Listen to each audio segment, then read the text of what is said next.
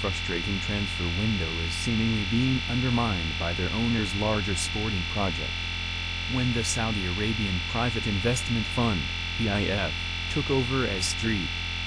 James Park in 2021, there were expectations of huge transfer fees and a meteoric rise to the top of the Premier League. Instead, a more slow and steady approach has been taken, in part due to the Premier League's profit and sustainability rules, PSR, which have curtailed the unfettered spending showcased by Chelsea and Man City when their respective owners took over. Last season was the Magpies' most successful since the takeover, and after several frugal transfer windows, the club looked well positioned to spend lavishly this summer. However, Newcastle have been rebuffed by Joao Pedro, Bryan Mbeumo, and Hugo Ekitike, and whilst Eddie Howe's side may aspire to be in competition with the Premier League's big boys, the club are struggling to win transfer battles against their rivals.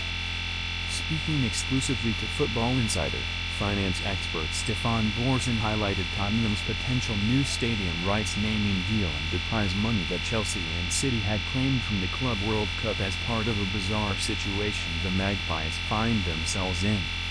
All of the cash that Newcastle's rivals have been using to bolster their squads this summer has come, or will come, from the PIF's coffers, as they funded the CWC and look to be the most likely party to buy Spurs' naming rights. Borson told Football Insider that the worst part about the PIF funding Newcastle's rivals was that St. James Park had been left without a naming rights deal. The club have teetered on the verge of sanctions from the Premier League, and likely will receive one from UEFA next season, and yet the owners had not taken advantage of a naming rights deal to give the Magpies a cash boost. Borson said, "I mean, it's amazing in many ways that all it's taken for Spurs to have a very upbeat feeling for coming into the season right now is one deal that's actually happened for a West Ham player, Kudus, and a proposed deal for a Nottingham Forest player, Gibbs White, that might not happen. Of course, they've changed manager, but you know, it seems all of a sudden that there's momentum around even though nothing's actually happened. I mean, this is a team that finished at the bottom of the table. They've got some very big challenges. Clearly, if it is a naming rights deal, and to be honest, we don't actually know if it is. There's a lot of speculation. But if it is a naming rights deal, why has it not been announced? And if it is coming from Saudi Arabia, that's another completely bizarre situation where PIF sit underneath yet another deal that's funding Newcastle's competition, which is just bizarre. I mean, they've already got a situation where they've sunk the best part of the £100 million into Chelsea over the summer. They've stuck £50 million into City. They're talking about potentially buying Nunez from Liverpool, which would be, let's say, £70 million. They've got this potential sponsorship deal here. They've also got a sponsorship deal with Atletico Madrid for their stadium.